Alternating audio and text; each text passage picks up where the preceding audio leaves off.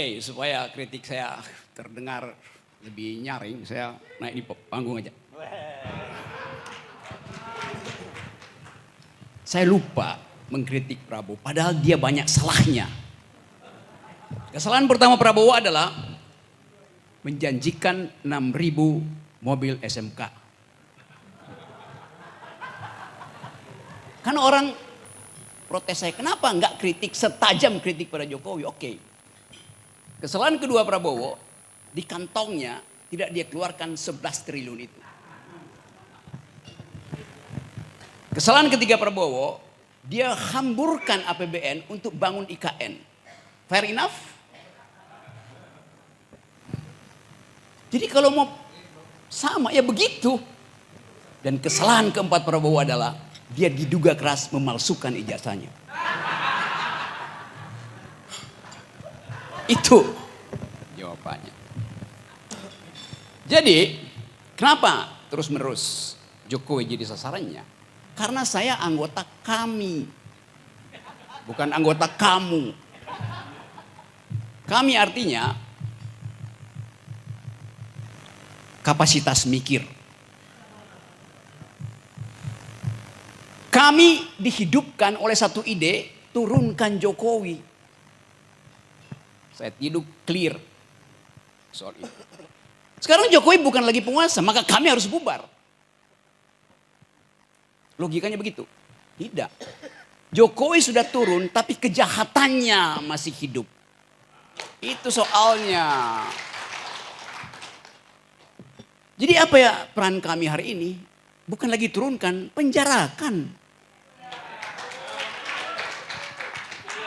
Yang bilang itu siapa? Pak Gatot, Hersu, Rocky Gerung, Antoni. Tidak, emak-emak yang bilang itu. BEM yang bilang itu. Buruh yang bilang itu. Tadi Ubed kasih kritik bahwa mahasiswa yang bisa diandalkan untuk memulai perubahan itu. Buruh kurang. Fakta minggu lalu, Jumhur teriak keras dan semua sosial media. Kalau PPATK masih mengunci rekening, buruh akan melakukan narik uang. Tiba-tiba dalam 32 jam saya hitung dibatalkan itu karena suara dari Jumhur Hidayat. Jadi jelas keadaan ini memungkinkan kita mengatakan semua suara kami itu relevan karena di dalam organisasi ini ada yang berpikir tajam. Indrajit ucapkan satu upaya untuk melihat prospek global politics. Mulyadi menerangkan dengan bagus apa sebetulnya sumber kerusakan kita. Antoni mengucapkan dengan fasih data-data yang memungkinkan kita tahu bahwa pada akhirnya akan ada crash. Kapan itu? Ketika kesulitan ekonomi crossfire dengan tekanan politik. Idenya sempurna tuh. Jadi betul tadi, siapa tadi yang ngutip Alice in the Wonderland? Snow White.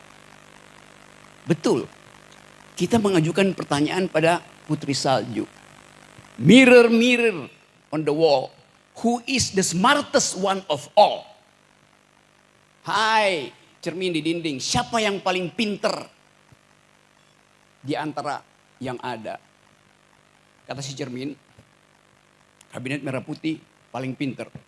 Tapi masih ada kami di atasnya. Saya hanya mengutip Alice in the Wonderland ya. Bacaan anak-anak saya, bacaan saya waktu masih anak-anak. Karena yang diterangkan oleh Antoni, diterangkan oleh Indrajit, diterangkan oleh Mulyadi, diterangkan oleh teman-teman semua itu menunjukkan kualitas berpikir kita.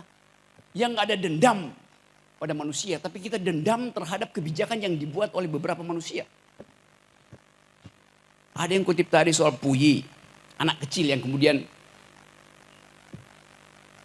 jadi raja di Cina tuh, dan itu yang menyebabkan kerajaan Ming itu tumbang. Tapi untung wajah anak kecil itu kita tidak lihat di ruangan ini.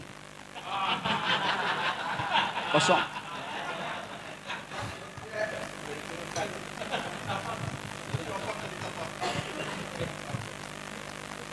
Tapi buat saya Presiden Jokowi tidak melanggar konstitusi ketika menyodorkan anak kecil itu. Dia tidak melanggar konstitusi. Yang dia langgar adalah Undang-Undang Perlindungan Anak. Jadi dia mesti dipenjara karena itu. Menyuruh anak-anak bermain di wilayah orang dewasa itu melanggar Undang-Undang Perlindungan Anak. Itu keadaan kita hari ini. Kalau kita coba bikin refleksi yang lebih tajam lagi. Semua udah ucapkan itu dengan dalil yang kuat bahwa mengambil jarak dari penjahat adalah keputusan moral. Harusnya jadi keputusan moral, bukan keputusan politik. Pak Prabowo terpilih secara elektoral. Dia punya kekuatan elektoral. Tapi hasil kekuatan elektoral itu adalah hasil transaksi politik. Bisa nggak dia ubah itu dari kekuatan elektoral menjadi kekuatan moral? Itu yang kita perlu beritahu pada presiden. Anda menang secara elektoral, tetapi ada masalah moral di situ. Maka bring moral back into politics. Kita mau itu supaya jarak itu terjadi. Nah, kami adalah kekuatan melalui perspektif moral itu. Kita nggak punya masa. Tapi keterangan-keterangan yang diucapkan oleh emak-emak, diucapkan oleh BEM, diucapkan oleh jurnalis, diucapkan oleh masyarakat sipil, diucapkan oleh mereka yang sedang mengibarkan bendera One Piece, semuanya adalah moral call pada Presiden Prabowo. Karena tadi masih ada harapan. Coba saya ulas secara lebih sedikit teoritis supaya saya terhindar dari delik ya.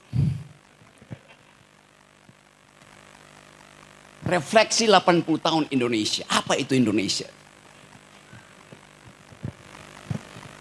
Refleksi 1 tahun Presiden Prabowo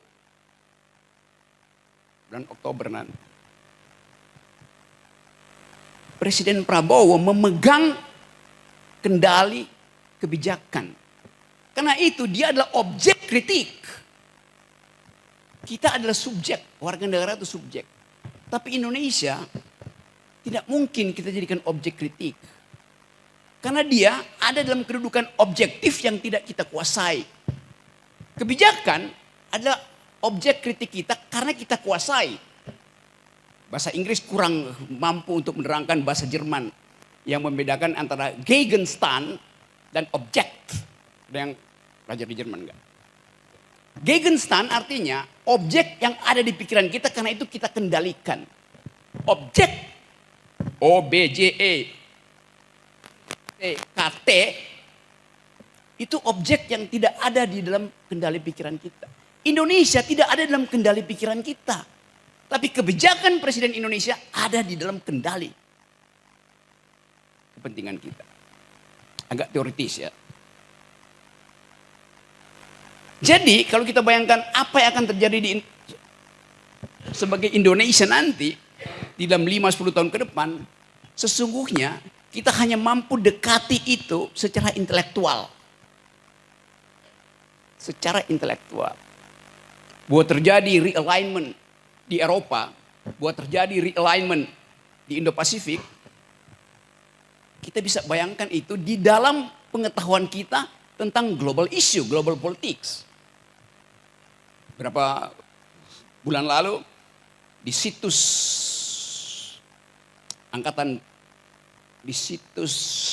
pemerintah Amerika ada negara baru yang dideklarasikan secara virtual, namanya Sunda Baru. Jadi Amerika mencoba memetakan secara virtual harus ada negara baru yang di dalam konsepsi dia ada di dalam genggaman dia. Dia sebut Sunda Baru. Itu adalah persekutuan antara Malaysia, Sumatera, Jawa dan Kalimantan. Indonesia Timur tidak dianggap.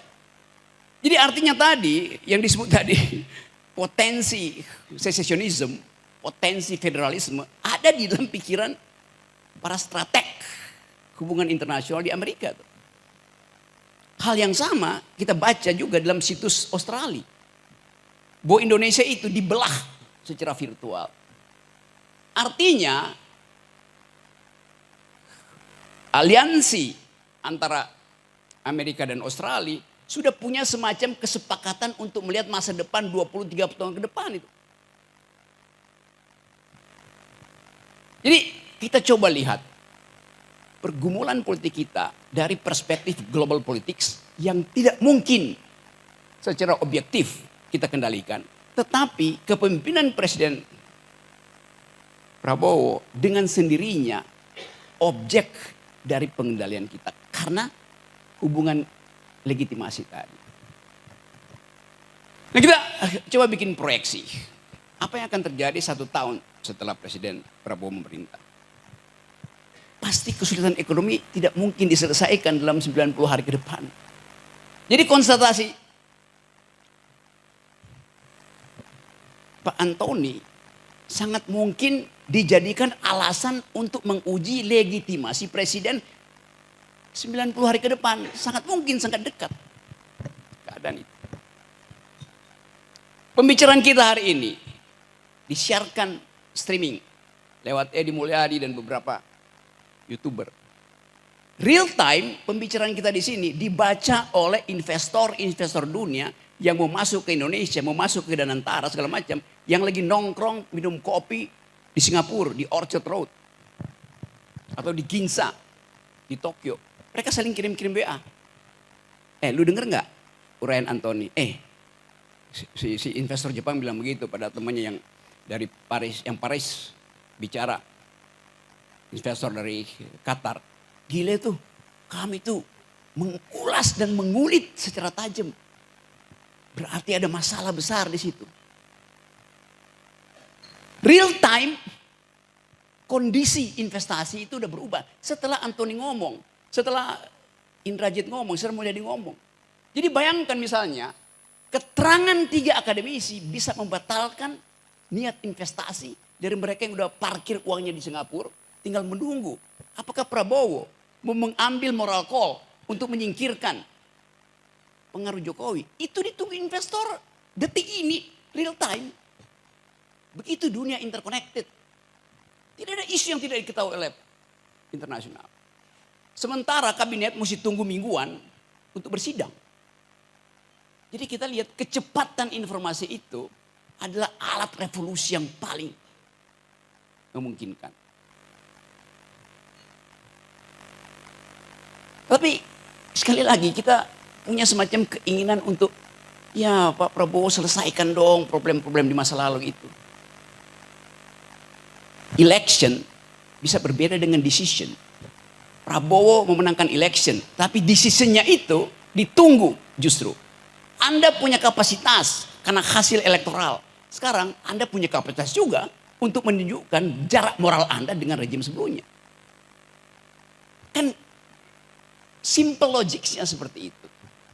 Jadi teman-teman kita tahu bahwa keadaan ekonomi kita betul-betul ada di dalam kondisi yang dengan sedikit picu kecil ambruk. Soal tadi, soal kepercayaan. Apalagi kepercayaan mak-mak. Disebutin 5,12% growth. Dengan susah payah pemerintah menerangkan itu memang benar. Tetapi Bima Yudhistira dari Selius mengirim surat ke PBB. Dan PBB menjawab, oke, kami akan riset kembali 5,12 itu masuk akal apa tidak. Investor yang saya ceritakan tadi yang sekarang lagi ngopi di Orchard Road itu nggak perlu nunggu PBB jawab. Dia tahu bahwa kami lebih dia percaya daripada hasil sidang kabinet.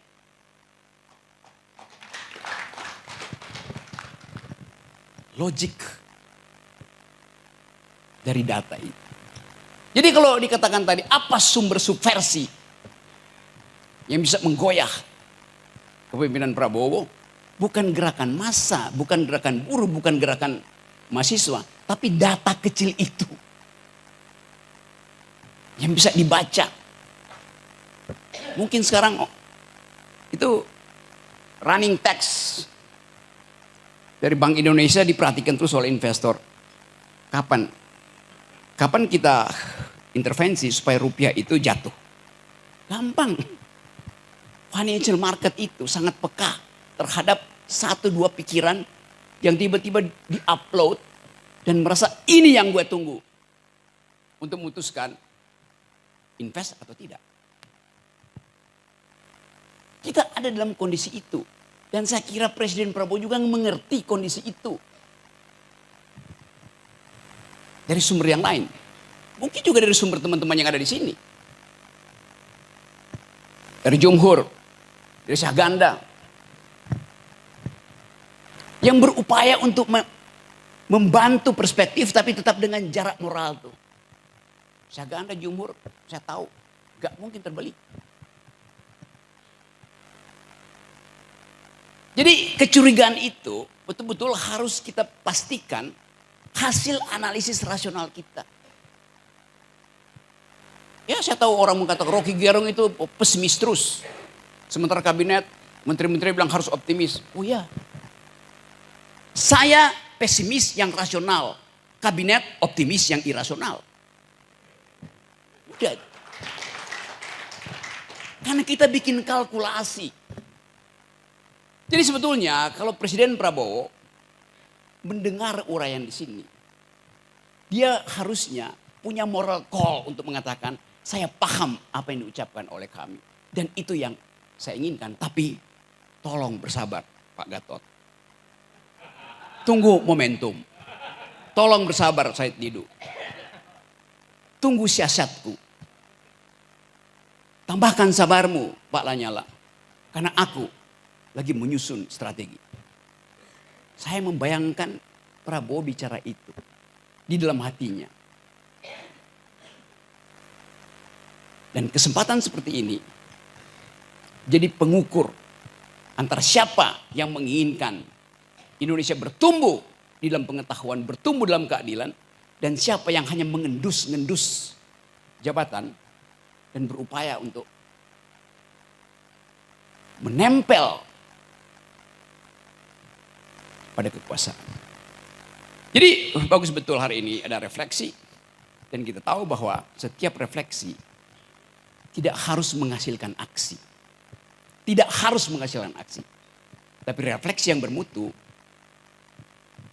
hanya didasarkan pada kemampuan kita dan keinginan kita untuk membuat aksi itu tiba secara mendadak. Nah, kemendadakan itu yang saya duga ada di dalam banyak kelompok. Kelompok jurnalis sedang mempersiapkan kemendadakan. Teman-teman dari RRT ini juga lagi mempersiapkan kemendadakan. Para purnawirawan sudah mempersiapkan kemendadakan itu.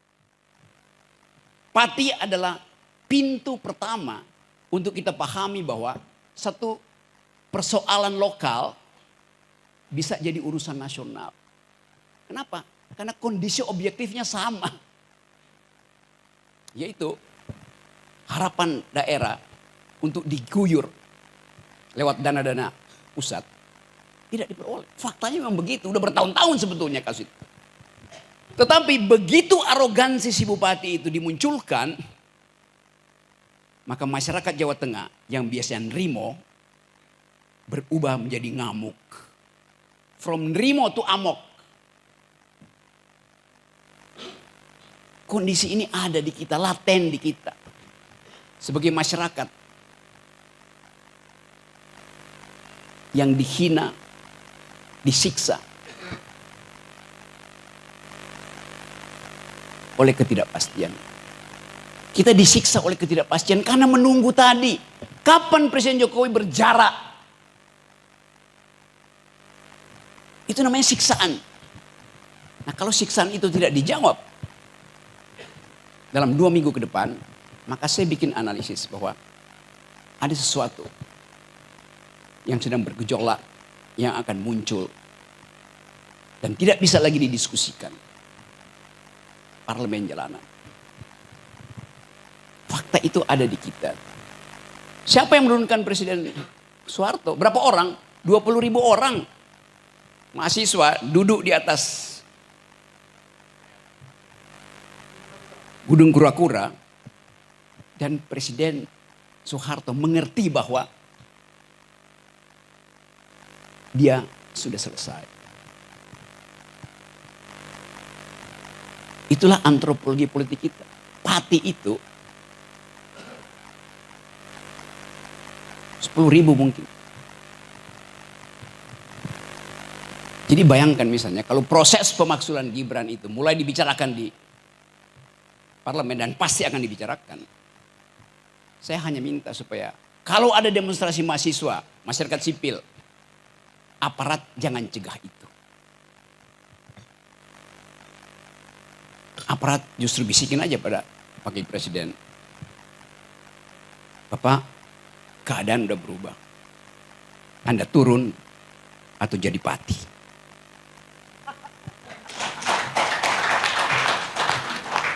Itu menyelesaikan banyak hal. Lebih efisien daripada minta proses DPR kirim ke Mahkamah Konstitusi balik ke MPR. Itu tukar tambahnya panjang.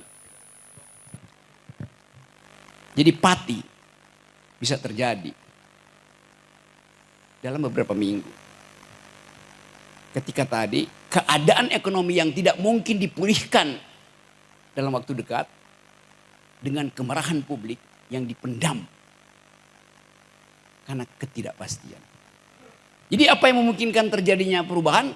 Karena ketidakpastian itu sekarang ada di kafe-kafe dibicarakan tadi oleh Gen Z itu yang merasa bahwa potensi kami untuk membayangkan Indonesia terhalang oleh adanya si anak kecil itu. Dan itu sangat sosiologis. Jadi ini kesempatan kita untuk menyusun kembali energi moral kita untuk satu waktu mengatakan bahwa harus ada yang dipenjara. Terima kasih. Bismillahirrahmanirrahim. Assalamualaikum warahmatullahi wabarakatuh. Salam sejahtera, selamat malam. Rekan-rekan seperjuangan yang hadir di sini semuanya, wabil khusus Pak Rahmat Wahab, profesor saya yang selalu tenang tapi memberikan masukan luar biasa. Dan khususnya kami daerah-daerah Umi Fauziah Fausan, beliau juga putri dari pejuang yang luar biasa yang turut mendirikan Tentara Nasional Indonesia di Minangkabau. Dan ada juga Bang Jul dari Medan, dari Madura, dari Jawa udah biasa lah saat ketemu. Di sini saya diawasin. Pada saya kapten atau letu, saya menjabat diawasi oleh Kapten Purnomo. Dan sekarang Jenderal Purnomo, dia kasih intel saya, dia diawasin terus. Ketika saya Asop Kodam, saya diawasi oleh Pak Setio Sularso, gitu. Staf khusus Panglima. Dan setelah saya pensiun, saya diawasi oleh Datuk dari Minangkabau, yaitu Datuk Majen TNI Purnawirawan Wat Basyah. Jadi saya harus apa ini, soalnya kalau enggak bisa bahaya, pulang langsung sidang oleh bertiga, selesai saya. Jadi saya bukan orasi, Bung Hersu, saya ralat. Saya hanya seperti biasa, saya hanya merangkum semua yang bicara, kan dulu itu enggak berubah kami dari dulu sampai sekarang. Jadi saya hanya sebagai penyambung lidah saja, makanya pusing saya ngerangkumnya gimana ini. Dan terima kasih dengan Mas Rajid, kemudian Dr. Mulyadi, kemudian Bang Antoni, kemudian eksekutif komite dari waktu ke waktu, Bang Jumhur, kemudian yang kami sih biasa-biasa aja gitu kan. Pada kesempatan ini saya mengajak kita semuanya bersyukur kehadirat Allah Subhanahu wa Ta'ala, Tuhan Yang Maha Esa, karena jujur, saya merasa bangga bisa hadir di sini karena Bung Rocky bilang bahwa kami ini setiap saat disoroti dan penjara menunggu. Karena apa yang disampaikan oleh kami ini adalah hal yang aktual, datanya terpercaya, tidak terbantahkan. Ini terbukti ketika saya menjadi saksi ahli. Anton, di mana itu, Ton? Jakarta Selatan ya? Saya sebagai saksi, begitu saya duduk, saya boleh bicara, yang kami muliakan Bapak Hakim, Ibu Bapak Jaksa, penuntut, saya di sini heran. Mengapa heran? Karena seharusnya yang duduk di terdakwa ini, karena saksi itu duduknya di tempatnya terdakwa juga kan. Yang duduk terdakwa harusnya bukan Anton Permana, tapi saya. Karena Anton Permana dituduh menyebarkan berita yang menyebabkan demonstrasi kan. Dan berita itu ditandatangan oleh saya sebagai presidium. Saya sampai seperti itu. Sehingga saya akan memakai hak saya, kalau ditanya saya tidak menjawab, ya saya diam. Jadi saya lebih banyak diamnya waktu ditanya. Tapi begitu selesai, mereka minta foto bersama, saya juga cuma disuruh katanya. Itulah protes hukum pada saat itu. Jadi ya sepantasnya kita bersyukur bersama-sama. Dari jauh Allah membimbing kita semuanya bisa berkumpul di sini. Saudara-saudara sekalian, 80 tahun sudah Indonesia merdeka. Merdeka sebagai negara berdaulat, tetapi apakah tujuan dan cita-cita kita sudah tercapai? Ini pertanyaan besar. Seperti yang dikatakan tadi, bahwa kemerdekaan Indonesia adalah hasil perjuangan bersama, penuh dengan darah dan derita, bukan hasil sebuah hadiah, dan juga bukan hasil perjuangan satu kelompok saja. Dr. Muladi bilang kan tadi, dari bangsa-bangsa yang ada di Indonesia ini semuanya. Pertanyaan yang paling mendasar, apakah kita benar-benar merdeka atau justru menjadi tawanan baru dari kekuasaan dan kekuatan modal yang menyamar sebagai demokrasi? Saya tidak mengatakan Indonesia tadi karena Pak Mulyadi, itu susahnya menyimpulkan itu kan Pak Mulyadi. Jadi pernyataan inilah yang menjadi titik awal berdirinya Koalisi Aksi Menyelamatkan Indonesia. Singkatnya sekarang ini sudah jelaskan semuanya, betapa kerusakan yang dibuat oleh Presiden Jokowi selama 10 tahun. Yang pertanyaan saya dari semua yang paparkan, kira-kira jawab pertanyaan saya. 100 tahun bisa nggak kembali sempurna seperti lagu tadi? Bisa nggak 100 tahun menjadi seperti lagu yang tadi? Sengaja saya lakukan tadi itu menjelaskan. Bisa nggak? Siapa yang tanya, siapa yang bisa? Angkat tangan. Nggak bisa? Tidak bisa. 100 tahun tidak bisa. Sekarang Anda bayangkan kalau Bapak Ibu sekalian jadi presiden. Tolong bayangkan. Kalau jadi presiden. Sebelumnya saya ceritakan tadi yang Bang Rocky Gerung bilang. Abang menyampaikannya agak terlambat Bang. Tetapi saya mengalami cerita benar-benar dari rekan saya. Dia sudah bekerja sama dengan China Belt and Road. Akan membuat sebuah apartemen. MOU diberilah uang muka 1,5 juta dolar. Harusnya termin pertama pada bulan September. Tapi dari China minta bisa nggak diundur sampai dengan pelantikan presiden. Teman saya bilang cengli lah, kita harus cengli kan. Diundur. Kemudian begitu sampai presiden minta diundur lagi. Boleh nggak kalau diundur setelah penentuan menteri-menteri. Begitu penentuan menteri-menteri, dia mengundurkan diri. Ini fakta. Mengundurkan diri dan dia yang menawarkan. Konsekuensinya silakan ambil 1 juta US dollar. Tapi kalau setahun kemudian ada perubahan, belum ada kerjasama, mari kerjasama dengan kita lagi. Jadi sejak awal memang yang saya sampaikan di forum AFTA itu karena berdasarkan dari itu. Dan mereka mengamati sampai dengan sekarang ini. Nah, sebelumnya lagi, saya menjelaskan seperti Bang Ubedillah sampaikan. bahwa kemiskinan di Indonesia ini by design. By design. Kenapa?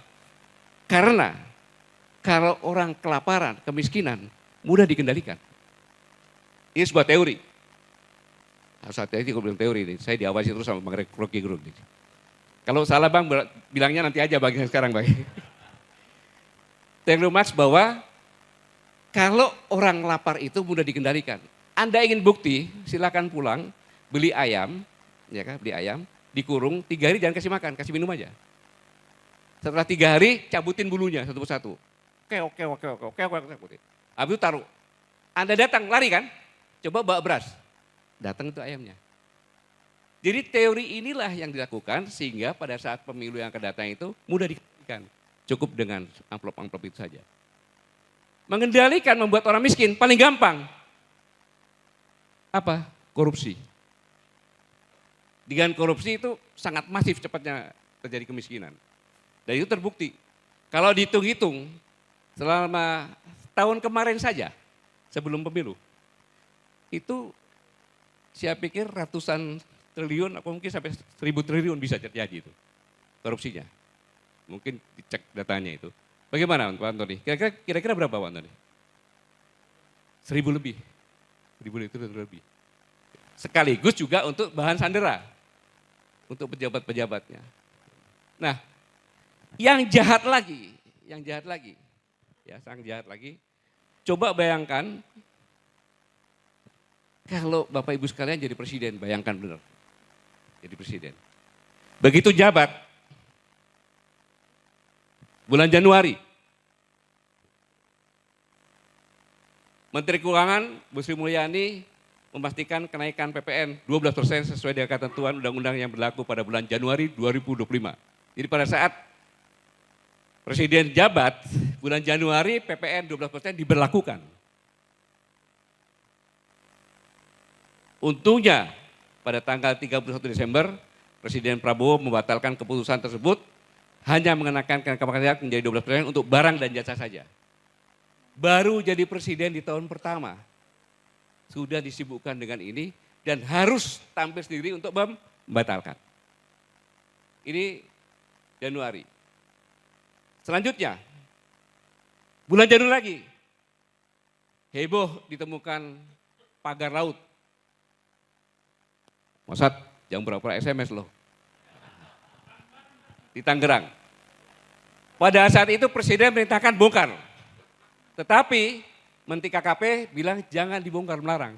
Karena untuk barang bukti, insubordinasi dari menterinya. Belum 1 bulan di bulan Januari, sudah terjadi seperti ini. 2.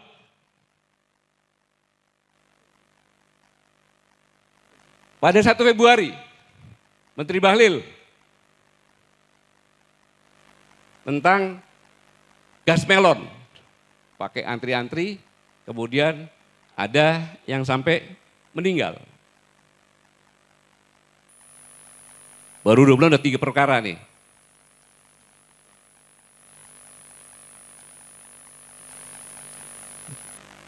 Dan kebijakan Bahlil dibatalkan oleh Presiden.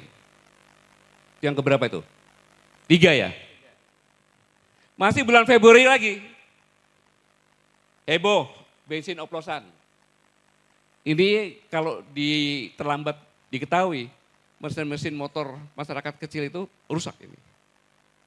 Akhirnya berbondong-bondong ngisi bahan bakar di Shell. Sebelum saya lanjutkan, saya menduga ini adalah sabotase struktural. Sabotase yang dilakukan oleh struktural pemerintahan sendiri. Saya menduga itu. Boleh saya menduga seperti itu. Kalau dia panggil saya sebagai yang menyampaikan ini. Sabotase struktural yang dilakukan oleh pemerintah kepada Presiden. Hasilnya nanti saya kasih lihat hasilnya.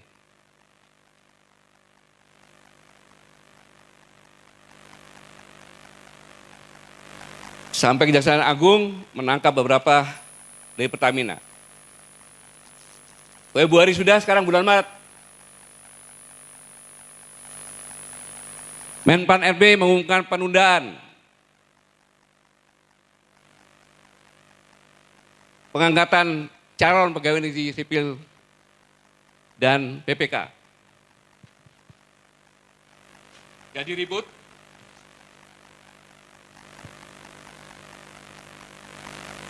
Keputusan itu menimbulkan gejolak dan Menseknek atas perintah Presiden Bapak Prasetyo Hadi pada tanggal 17 Maret akhirnya mengumumkan pengangkatan CPNS dan PPK dipercepat. Baru 3 bulan di tahun yang baru sudah seperti itu. 6. PPATK melakukan pemblokiran rekening bank yang tidak aktif selama 3 bulan. Logika berpikirnya, tidak mungkin PPATK melakukan itu. Itu kan tidak terduga. Karena PPATK adalah intelijen untuk keuangan. Dia tidak punya hak, hanya melaporkan. Harusnya sudah dipenjara ini orang ini. Presiden turun tangan lagi.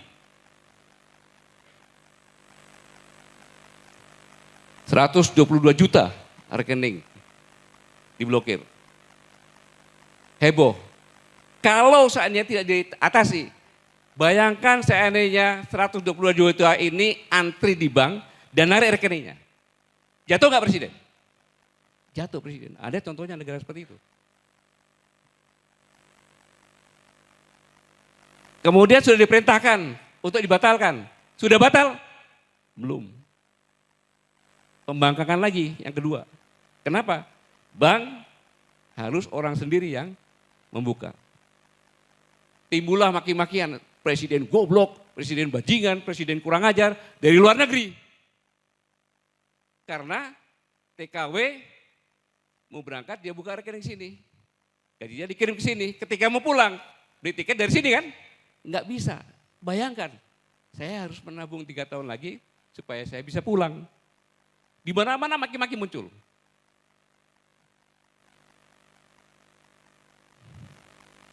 Itu kelakuan PPATK. Selanjutnya, muncul pemerintah sedang merampas uang rakyat. Negara menghambat akses rakyat terhadap hak keuangannya. Tujuannya melegitimasi kepemimpinan Presiden Prabowo.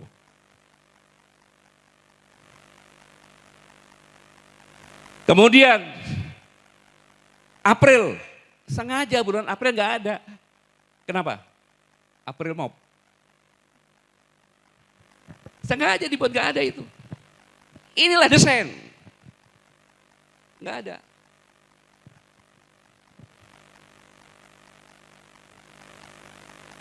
Langsung ke bulan Juni, heboh tentang tambang nikel di Raja Ampat yang merupakan surga terakhir dunia. Dunia internasional juga mengutuk. Pada tanggal 10 Juni atas arahan Presiden, 4 dari 5 siup nikel di Raja Ampat dicabut oleh Menteri SDM. Padahal Menteri SDM ada di dalam 4 itu.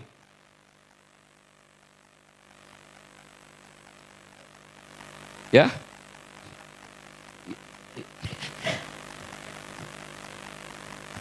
Belum selesai itu, ada lagi gara-gara lagi. 4 pulau di Aceh. Oleh Menteri Dalam Negeri. Ya kan?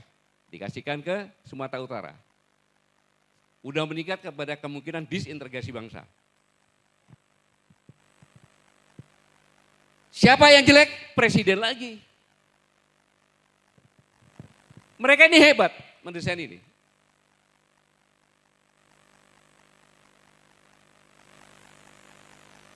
Selanjutnya bulan Juli, seorang pejabat di Komdiki mengeluarkan wacana WA call.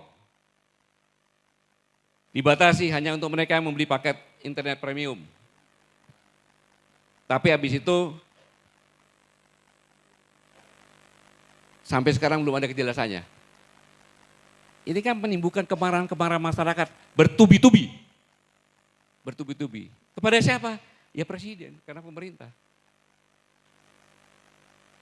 Akhir Juli, amplop pernikahan dipajaki. Dari Dirjen Pajak, habis itu menganulir, saya tidak lakukan itu. Bayangkan kalau Anda jadi presiden, bagaimana itu? Bisa berkonsentrasi. Kemudian, akhir Juli, tanah nganggur selama 2 tahun disita negara. Pada akhir Juli, media sosial dihebohkan dengan kabar tanah nganggur tersebut, heboh di mana-mana. Belum rekening selesai, tambahin lagi tanah nganggur.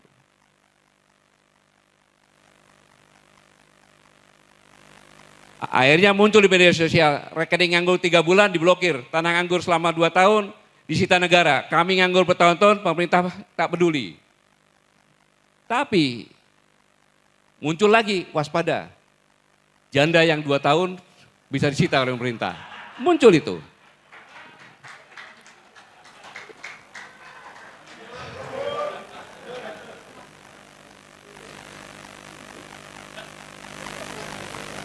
Habis itu menterinya menanggapi semuanya, memangnya mbahmu bisa bikin tanah? Menterinya seperti itu. Seorang menteri bicara seperti itu. Bukannya mendinginkan, tapi seperti itu. Untung belum ada Pati itu. Dan akhirnya minta maaf. Keributan demi keributan itu masih terus berlanjut. Karena bulan Juli itu harus puncaknya sampai Agustus. Maka bulan Juli ada lagi. Ketika Presiden memberikan abolisi dan amnesti untuk Thomas Lembong dan Hasto, keputusan Presiden diserang. Saya tahu yang menyerang itu adalah gabungan YouTuber Nusantara. Akhirnya majulkan Prabowo. Itu tujuan mereka memang. Bahkan saya yakin Bapak Ibu di sini mungkin setengahnya lebih sudah membenci sama Prabowo. Gitu. Iya kan? Saya bicara tenang. Kenapa? Kami itu adalah organisasi yang mandiri dari orang-orang intelektual yang sudah final, maka kami tidak mencari posisi. Saya ulangi, kami tidak mencari posisi, tapi kami mencari kontribusi apa yang bisa diberikan kepada negara ini agar selamat. Jadi jangan dibilang saya orangnya Prabowo, bukan. Ketika pemilu kemarin, saya tidak. Bahkan dari diskusi apakah kami kita bubarkan, karena sudah memasukkan politik praktis, jangan. Itulah hebatnya kami. Lebih baik kami nonaktif sementara memilih. Ya silakan. Ya tinggal 10 sampai 11 orang saja. Kalau kita diskusi. Orang bilang Barangkali Sakti biar saja. Sampai sekarang ada nggak anggota kami yang masuk pada posisi dari kami? Nggak ada kan? Karena kami bukan mencari posisi. Tidak. Tapi kontribusi apa yang bisa kami berikan untuk negara?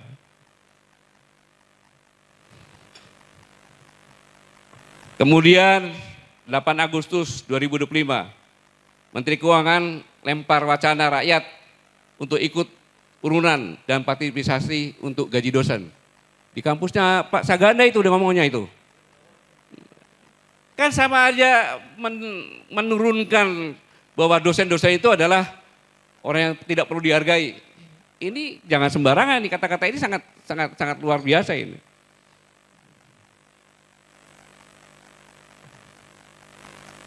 Nah kemudian puncaknya tanggal 13 Agustus 2025, Ibu Besar di Pati menolak kenaikan PBB sebesar 250. Terjadi keributan. Ya ada kesalahan kepemimpinan, ya. Tapi inilah yang saya katakan bom waktu yang didesain dengan cara cerdas. Saya ulangi, bom waktu yang didesain secara cerdas untuk mempercepat penurunan Prabowo digudingkan. Sudah nggak tahan supaya anaknya naik. Boleh saya menduga seperti itu. Memang benar seperti itu ide intinya. Karena apa? Sepanjang 10 tahun dana transfer ke daerah, tolong grafiknya. Selama 10 tahun dana transfer ke daerah, baru sekarang ini lebih kecil dari 10 tahun yang lalu. Kurang lebih sekitar 25%, kurang lebih. Dipotong. Ya? 20 apa? 24, sekian, Bang. Iya. 24, sekian. Tahu akan apa dibagi-bagi aja kan? Ini kita di kami biasa diskusi seperti ini biasa. Ya. Kan itu aja 650 per 86,864 dikalikan 100% saja kan gitu. Kira-kira ada di atas 20 lah Bang. Ya kita ambil jalan tengah ya Bang. Ya. Ya, jadi ini biasa nih. Jadi, nah, ini padahal di daerah-daerah rata-rata ya 30% untuk belanja pegawai. Nah, ketika itu dipotong, bingung bupati. Ada yang bupati nggak bisa bayar gaji kan? Maka dinaikkanlah itu seperti ini. Tujuannya apa? Agar terjadi seperti pati di mana-mana. Sehingga ngepung ke Jakarta. Dan pati itu adalah sebagai latihan. Kalau kamu diginiin loh, berani aja. Polisi juga bisa kita usir dan sebagainya. Ini sangat berbahaya. Lalu pertanyaannya, apakah kita akan diam seperti ini? Apakah kita ikut bagian dari sabotase struktural untuk ikut menjatuhkan Prabowo Subianto? Pergantian pemerintahan setiap saat bukan menambah kesejahteraan, tapi melakukan kebangkrutan. Kenapa? Ada satu hal lagi. Tolong didiskusikan dalam ekonomi. Saya bertanya, pertanian di Amerika dengan benua yang banyak datar, dengan teknologi pertanian, dengan bibit yang berkualitas, kira-kira lebih bagus di Amerika atau di Indonesia? Lebih efisien di Amerika atau di Indonesia? Logika berpikirnya kan di Amerika kan? Maka di Amerika kira-kira lebih murah nggak dari Indonesia? Lebih murah dong. Begitu 0% Bung, lebih murah 20% aja. Habis di sini masuk. Mulai dari gandum, jagung, kalau perlu padi. Akhirnya petani bukannya tidak mau, ya rugi dia. Inilah sangat-sangat berbahaya. Karena begitu ini terjadi, tidak ada pertanian lagi, begitu di stop, mati kita semuanya. Ini juga proses dari penguasaan wilayah dengan cara soft. Kita bicara Cina. Taruhlah Tokopedia atau apa, dibeli. Tokopedia itu kan sebagai sarana untuk menjual, di samping barang-barang dari luar, dari Cina juga, tapi UMKM juga. Setuju nggak ini? Ketika saya sudah beli ini, saya tinggal ngomong, punya mau dijual, tapi harus stok saya di bawah 20% lagi. Totalnya 100 cuma 80. Anda mau enggak apa-apa. Akhirnya UMKM jatuh. Distribusi. Sekarang, saya juga menyelenggarakan distribusi juga. Saya pindah ke distribusi yang dibuat oleh Pak Antoni, saya bilang gitu. Karena lebih murah 50%. Kalau Anda ikut juga silakan. Bersaing, enggak bisa hidup. Artinya apa? UMKM habis, usaha semuanya habis. Dikuasai oleh mereka. Dua negara besar ini sama-sama menghancurkan kita dengan cara yang sistematis. Itulah yang seharusnya sama-sama kita pikirkan. Bahwa negara kita ini sedang diincar. Sejak dahulu kala sampai dengan sekarang. Sejak zaman Portugis, Spanyol sebagainya sampai dengan sekarang. Dan dalam kondisi seperti ini, saya menghimbau, saya bukan orangnya Pak Prabowo. Saya bukan siapa-siapa. Saya adalah kami yang harus menyuarakan apa adanya. Gak ada alternatif lain. Mari kita bergandengan tangan. Kohesi nasional yang sudah pecah kita perbaiki.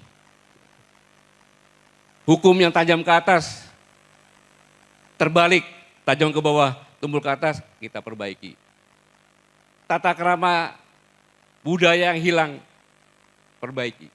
Dengan apa? Ya kita ngajak demo ke presiden. Masa udah tahu seperti itu masih mempertahankan menteri-menteri yang seperti itu? Seperti yang Bu Rocky bilang. Iya dong. Kita sudah memperingatkan seperti ini, Bu Rocky semuanya mengingatkan. Jelas. Dan buktinya usaha yang seperti itu sudah ada. Kemudian sudah dihianati dengan sistematis seperti ini. Masih tetap. Aneh dong. Memang saya sadar tidak mungkin begitu cepat. Ada tahapan-tahapannya. Karena struktural ini yang saya katakan sabotase struktural itu berlapis. Mulai daripada menteri, deputinya, sampai ke bawah. Karena yang menentukan deputi kementerian kan TPA, tim penilaian akhir. Yaitu ada BIN, ya. Kemudian dipimpin Wapres, ya kan. Kemudian waktu itu kementerian terkait terus dihapuskan. Jadi cukup BIN aja Pak, itu istrinya saya dengar 5 Pak. Udah, nggak bisa dicari lagi udah. Geser. Jadi orang mereka yang semuanya sudah masuk. Inilah yang saya katakan di hari ulang tahun kelima ini kalau kita ingin reuni Indonesia ke depan, kita selamatkan sama-sama Indonesia.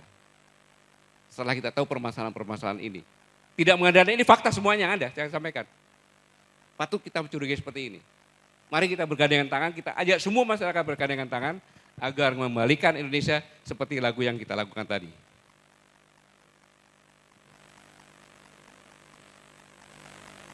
Ya, itu cara yang paling efektif. Tapi caranya adalah bukan cara seperti yang tadi, bukan cara lewat konstitusi. Kan? Cara tekanan-tekanan psikologis tadi ya kan, pelajaran dari Pati dan sebagainya, untuk lakukan itu. Akan lebih efisien.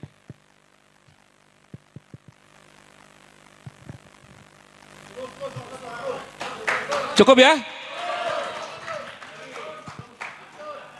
Apalagi yang bicarakan aja.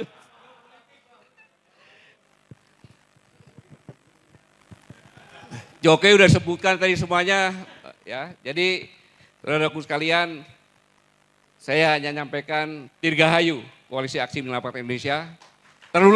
Teruslah kita kobarkan perjuangan kita, jangan surut sampai kapanpun. Karena kita berjuang hanya untuk negara kesatuan Republik Indonesia yang sama-sama kita cintai. Terima kasih atas kehadirannya. Nanti kalau terlalu panjang, nanti dimarah sama Bung Rocky, udah melotot dia tadi, tasnya udah dibawa, ya. Sekali lagi, terima kasih, mari kita lanjutkan perjuangan kita, karena bangsa ini memerlukan kita seperti yang Bung Rocky katakan. Jangan takut apapun, jangan takut apapun. Ya.